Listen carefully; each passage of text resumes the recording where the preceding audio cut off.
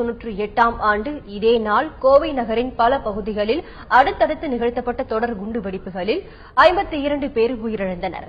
200க்கும் மேற்பட்டோர் காயமடைந்தனர். 100 கோடிக்கும் மேல் சொத்துக்கள் நாசமடைந்தன. நாட்டையே உலுக்கிய இந்த சதி தொடர்பாக அல் உமா என்ற இஸ்லாமிய தீவிரவாத அமைப்பைச் சார்ந்தவர்கள் உள்ளிட்ட 166 பேர் கைது செய்யப்பட்டனர். சிபிசிஐடிக்கு மாற்றப்பட்ட இந்த வழக்கில் 2000ஆவது ஆண்டு ஏப்ரல் 7ஆம் தேதி குண்டுவெடிப்பு வழக்குகளை விசாரிக்க தனி நீதிமன்றம் அமைக்கப்பட்டது. இந்த குண்டுவெடிப்பு வழக்கில் கைது செய்யப்பட்டவர்களில் 18 பேருக்கு ஆயுள் தண்டனை விதித்த தனி நீதிமன்றம் எஞ்சிய 102 பேரை விடுவித்து தீர்ப்பளித்தது. அனைவருக்கும் வணக்கம். பிப்ரவரி 14 கோவை தொடர் குண்டுவெடிப்பு நினைவு நாள். நம் வாழ்க்கையில் மறக்கவே முடியாது.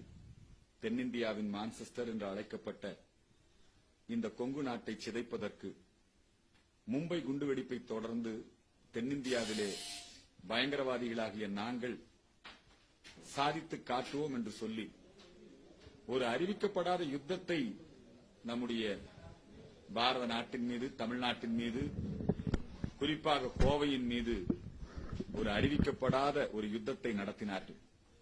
பொதுமக்கள் கூடும் இடங்கள், மருத்துவமனைகள், ரயில் நிலையங்கள், இப்படி அனைத்து பகுதிகளிலும் 50க்கும்